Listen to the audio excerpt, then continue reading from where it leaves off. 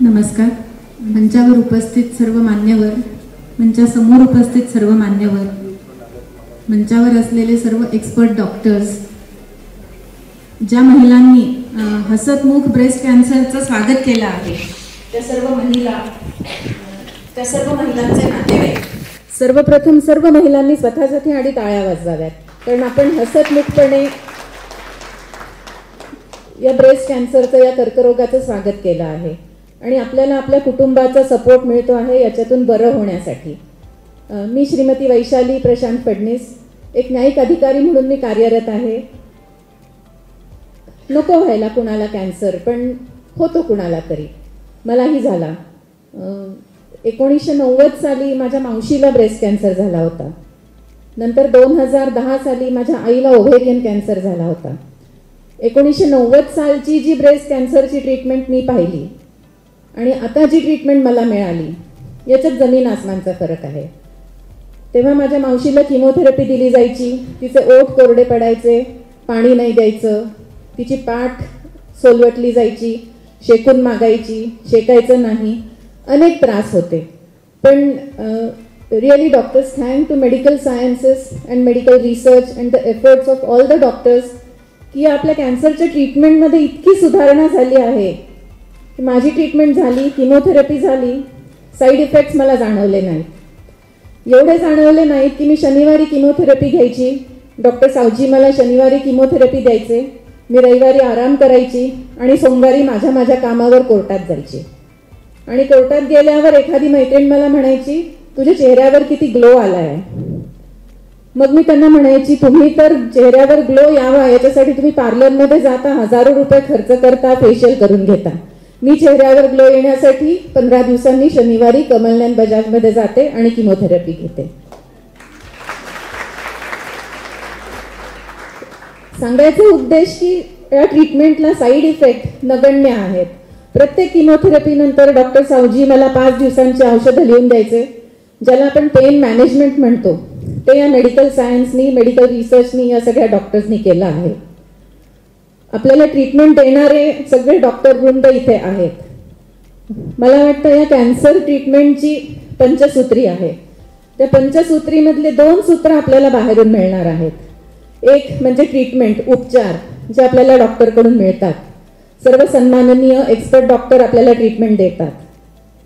दुसरी गोष्ट शुभेच्छा आणि आशीर्वाद, हे पण आपल्याला आपल्या नातेवाईकांचे, कुटुंबांचे मिळतात. पण 3 गोष्टी ज्या आहेत त्या आपल्याला स्वतःला द्याव्या लागतात या कॅन्सरच्या ट्रीटमेंटमधून बरं होण्यासाठी. एक म्हणजे आपल्याला आधी स्वीकारावं लागतं की मला हा कॅन्सर झाला आहे. जेव्हा माझं हे डिटेक्शन झालं तेव्हा 2-4 दिवस गेले की मला का झाला हा कॅन्सर. मग लक्षात आलं की माझ्या मावशीला होता, माझ्या आईला होता, म्हणून मला अनुवंशिकतेने आला असेल हा कॅन्सर. बरं, माझ्या आईला आणि मावशीला असं वाटलं असेल का की आपल्या भाचीला, आपल्या मुलीला कॅन्सर व्हावा? 100% नाही. पण तो आला माझ्याकडे. आला तर मला तो स्वीकारणं आहे. मी मोठ्या मनाने तो स्वीकारला. चला, आता आपल्याला कॅन्सर झाला आहे, ब्रेस्ट कॅन्सर झाला आहे, आपल्याला याच्यातून बरं व्हायचं आहे. आपल्याला डॉक्टर उपचार कधी करतील? जेव्हा आपण स्वीकारू की मला हा रोग झाला आहे, तेव्हाच आपल्याला डॉक्टर उपचार करतील. दुसरी गोष्ट सहनशक्ती. सहनशक्ती, ज्याला आपण पेशन्स म्हणतो. बाकीच्या ऑपरेशनसारखी अपेंडिक्स झालं आणि मी ऑपरेशन झालं आणि मी बरी झाले असा हा आजार नाही आहे. आपल्याला 6 महिने, 8 महिने, 1 वर्षभर या आजाराला द्यावं लागतं, मगच आपण या आजारातून पूर्णपणे बरं होतो. स्वीकृती, सहनशक्ती आणि तिसरं म्हणजे आपली सकारात्मकता. आपण जर पॉझिटिव्ह असू, मी जर व्यवस्थित आनंदी असेल तर मला ते उपचार लागू पडतील, ते औषध उपचार लागू पडतील. मी हसत खेळत जर ट्रीटमेंट घेतली, लवकर बरी झाले, तर माझं कुटुंब पण आनंदी राहतं. सर्वात महत्त्वाचं म्हणजे आपलं कुटुंब या आजारात, या उपचारात आपल्यासोबत असतं.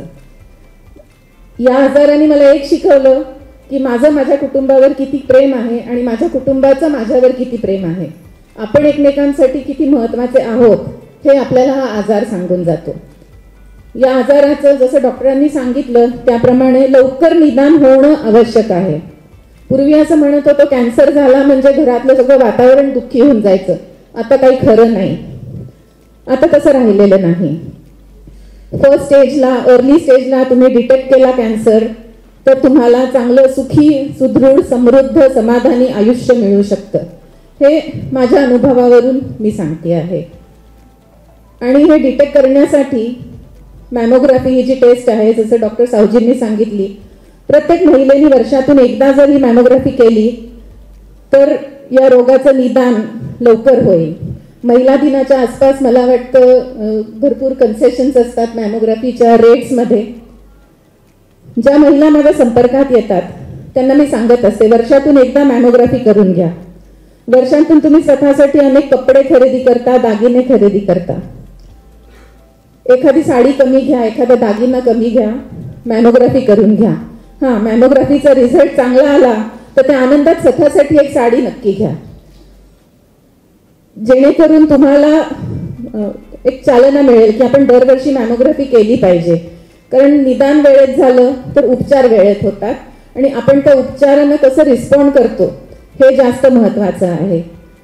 मला वाटतं अजून जास्त काही बोलण्यापेक्षा इतर जे पेशंट्स आहेत त्यांना बोलण्यासाठी पण वेळ आवश्यक आहे. मला इथे बोलण्याची संधी उपलब्ध करून दिली त्याबद्दल मी सर्वांचे आभार व्यक्त करते. रेडिएशनबद्दल बोलायचं झालं तर डॉक्टर तुंकिनवार सरांनी माझं रेडिएशनचं शेड्यूल चॉकआउट करून दिलं होतं.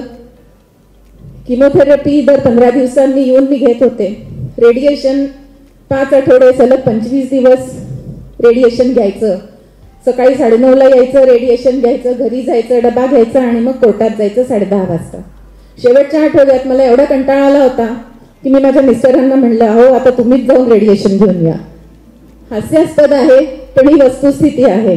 माझे मिस्टर इथे उपस्थित आहेत आणि मला सांगायला अभिमान वाटतो, डॉक्टर सावजी सुद्धा साक्षीदार आहेत की माझ्या ट्रीटमेंटच्या पहिल्या दिवसापासून आत्तापर्यंत मी एकटी कधीही दवाखान्यात आले नाही.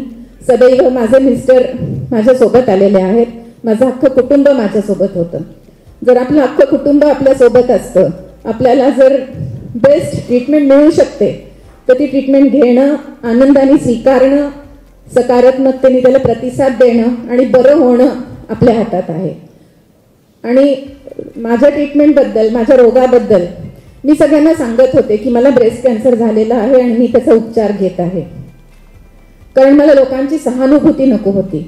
मी नाही सांगितलं, दुसऱ्यांकडून कळलं तर मग ते असं होतं की फडणवीस मॅडमना कॅन्सर झाला, तुम्हाला माहिती आहे का? मग ते वाढवून चढवून सांगितलं जातं. मला फक्त सगळ्यांच्या शुभेच्छा हव्या होत्या. त्याच्यामुळे मी सगळ्यांना स्वतः सांगत होते की मला ब्रेस्ट कॅन्सर झाला आहे, मी ट्रीटमेंट घेते आहे. आणि त्यामुळे जनजागृती एक प्रकारे होत होती की सगळ्या महिलांनी आपली तपासणी करून घ्यावी, अवेअर व्हावं आणि यातून लवकर बरं होण्यास स्वतःला मदत करावी. आणि कमलनयन बजाजच्या या ब्रेस्ट कॅन्सर सपोर्ट ग्रुपला पूर्ण मी सांगू इच्छिते की यापुढे सुद्धा I'll always be connected with you. Thank you.